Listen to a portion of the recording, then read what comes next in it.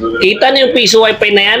Napakalawak ng cover niyan. Halos sinakop na yung buong kapitbahay dito dahil sa lawak ng kaniyang wifi.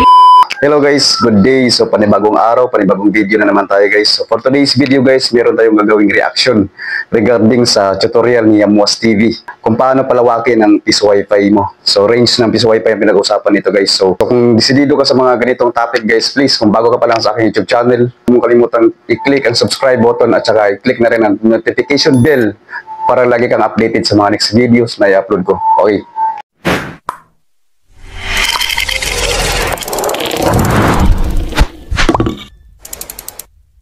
Ayan guys, so based sa tutorial ni Yamuas TV guys, ay gumamit siya ng 4 na EP. Okay? So malalaking EP ang gamit niya para lang mapalawak ang range ng kanyang piso wifi. Okay? So maganda ang ginawa ni Yamuas guys para mapalawak ang range ng ating piso wifi. Okay? So kahit gaano pa kalakas ng internet ng inyong piso wifi, kapag mahina yung range or hindi aabot sa kabilang, halimbawa, nasa 20 meters lang or nasa 30 meters, wala na. Hindi na-aabot yung SSID ng wifi nyo. So, useless pa rin ang lakas ng internet. So, kaya Yamuas TV guys, ito ang napakagandang tutorial. Okay. So, i-play natin guys. Kita niyo yung piso wifi na yan? Napakalawak ng cover niyan. Halos sinakop na yung buong kapitbahay dito dahil sa lawak ng kaniyang wifi. Hindi naman pwede na hindi natin ituro kung paano yun. So ngayon, nandito na sa harapan nyo at kailangan nyo ito malaman kung paano ito gawin. Okay guys, so napakaganda guys kasi binahagi niya talaga guys kung paano mapalawak. Okay, so ang ganda niya Yamuas guys kasi shinare niya talaga para sa mga nag-business na mga piso wifi. Ito yung kagandahan, lalo na yung mga baguhan. Ito yung maganda guys, so panoorin nyo to. Isa sa mga rason kung bakit kunti lang yung income ng piso wifi natin, sa kadahilanan niya na napakaliit lang ng range ng wifi natin. Umaabot lang ng mga 100 to 150 meters. Kulang na kulang para sa mga lugar na marami yung kabahayan. Ako may piso wifi ako, nasa lugar ko nalagay na marami ng piso wifi sa area. Okay, so nasa 150 meters, so mahina daw yan guys. So ewan ko kung mga ilang meters daw maabot ng kanyang EP na ginamit niya. So 3 EP nga pala guys ginamit niya guys para mapalawak. Okay, so play natin ulit. Kumbaga siksika na yung piso wifi. Pero yung piso wifi ko, malaki pa rin yung income kahit nasa gitna ito ng karamihan ng piso wifi binlubasin. Bakit? Sa kadahilanan na yung piso wifi ko, napakalawak yung kaniyang range. Umaabot ng 400 to 500 meters. At marami sa mga kakumpetensya ko dyan na alam nila yung Okay, so 400 to 500 meters. Wow, grabe guys, ang lakas ng range na ito. So, lalo na 3. Grabe. Grabe ang lakas na guys ng mga EP palang gamit niya. Sa mga ano guys, sa mga TP-Link 110, nasa 300 meters lang ata sa pagkakaalam ko guys. Itong ginamit niya na EP, parang malakas to. Ay patuloy tayo. Na piso wifi ko, sa kadahilanan na palagi kami nagkakatabi-tabi sa mga area na pinaglalagyan ko din. Alam niyo ba na pwede niyo rin yan magawa? Mapalawak yung piso wifi niyo? Tamang-tama sa video na to, yan ang ituturo ko sa inyo. Sa mga bago dyan ngayon na nanonood na wala pang idea paano gumawa ng piso wifi, pwede na, diretso na. Itong video na to is para sa inyo. Okay, so para sa mga baguhan dyan na gustong matuto, Yamuas TV, search nyo lang guys sa YouTube. Okay, makikita mo guys kung paano mag-wirings. Lahat guys na katanungan mo regarding piso wifi. Okay, malalaman mo dyan sa kay Yamuas TV. Okay, so tuloy tayo. Ang kailangan kasi natin is yung piso wifi set na wala na kayong gagawin. Hindi na kayo magda-download pa ng firmware. Yung bibilhin nyo na piso wifi na ibibigay ko na link is naka-ready na yung kanyang memory card. Meron ng firmware. Meron na din kasamang license. So una natin kailangan para mabuo yung ating piso wifi. Multi-app yung gagawin natin. Meaning, marami yung kanyang access point. Pwede 2, pwede 3, pwede 4. So okay, so para sa gusto palang mag-avail ng mga piso wifi, so si Yamuas is nagbibenta din siya ng mga ready to use na piso wifi. So napakaganda guys kasi siya mismo gumagawa. Siya ang nag-wirings lahat. Wala na kayong gagawin kundi saksak na lang yung piso wifi nyo, automatic na yan, gagana na yan kasi sa memory card may naka flash na firmware tsaka may nakalagay na license, kaya wala na kayong problemahin. Ewan ko kung magkano ang bigay niya, tsaka depende din yan kung ilang EP ang gusto nyo ipalagay. Okay?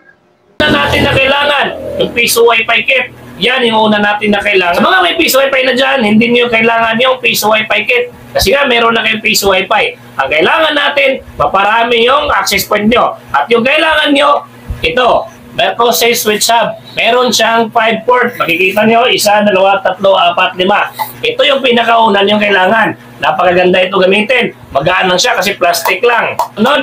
Okay. So, para pala mapalawak, para masaksak natin yung 3 EP, gumagamit pala siya guys ng Mercosys. Okay? So, ang Mercosys ang gamit niya para mapalawak. Marami yung saksakan ng LAN cable. Okay? Galing sa Wi-Fi main access point, papunta dito sa Mercosys, then dinivide niya sa 3. Okay? So, sa tingin ko marami pang marami pang saksakan. Ibig sabihin, pwede ka pang mag-add. Okay? 3, 4, hanggang 5. Basta, depende sa kung ilang saksakan ng port ng Mercosys. Yun.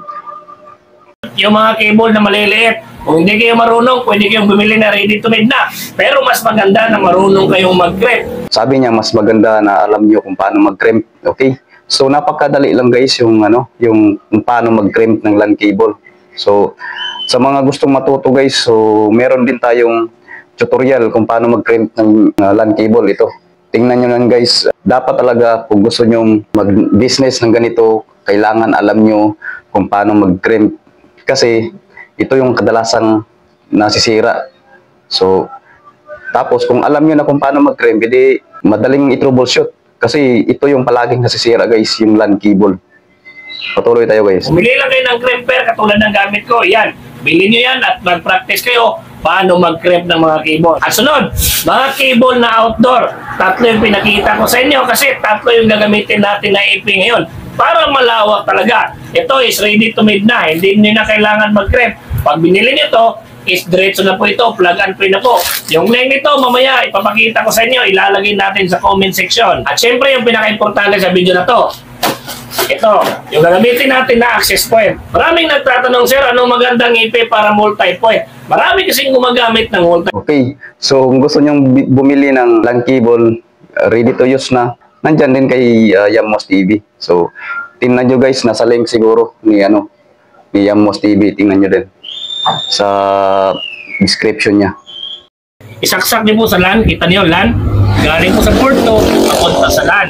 Galing naman sa port 3, papunta din sa LAN dito. At yung naman pang-4 is papunta naman sa pangatlong IP natin. Kita nyo, may bakante pa na port. Pwede gawing 4 yung ating IP. Ganyan lang po kadali yung setup. Again, USB to LAN, papunta yan sa port 1, 2, 3, 4, 5, papunta yan sa adapter ng ating mga access point. Pero kailangan niyo po yan isaksak sa LAN. Tapos yung sa kabila is PoE. Ito na pong mga cable na yan. So ngayon, dito na tayo sa pag-config ng 3 IP na yan. Yung 3 IP na yan is hindi pa yan na-config. So, ipapakita ko sa inyo kung paano yan i-config. Maraming nagtatanong din, sir, anong bagay pag 3 yung IP? Pareho ba ng SSID, yung pangalan ng Wi-Fi, o hindi? Okay guys, so kailangan daw pare-pareho yung pangalan ng mga IP.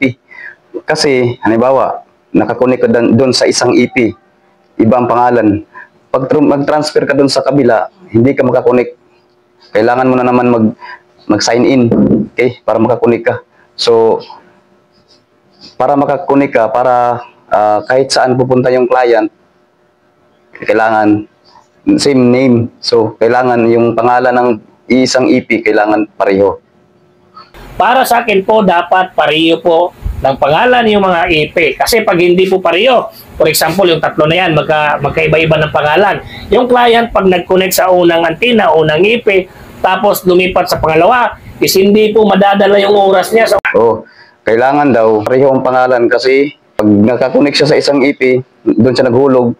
Pag nag-transfer siya sa kabila, kailangan na naman niya maghulog ng panibago para makakonek ulit, di ba? So, kailangan talaga pareho yung SSID name at saka pangalan ng Wi-Fi. Pero pag pareho po yan ng mga pangalan, kahit saan po mag-connect yung client is nadadala yung kanyang oras. So ngayon, simulan natin yung pag-config. Pero bago yan, sa mga nanonood ngayon dyan, yung mga bago dito sa ating channel at siyempre yung mga matagal na dito, huwag kalimutan i-share yung ating video. Alam ko meron kayong natutunan para naman ma-share natin sa iba. So unang gagawin para ma-config natin yung mga IP natin, hanapin natin yung pangalan yan, Compass. Andito yung tatlo magkasunod. Ayan guys, napakaganda ng tutorial na ito.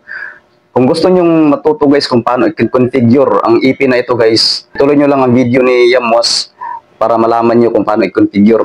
Kasi pinakita niya dito kung paano i-configure itong EP na to. Okay? So, yun lang muna guys. Sana may natutunan kayo.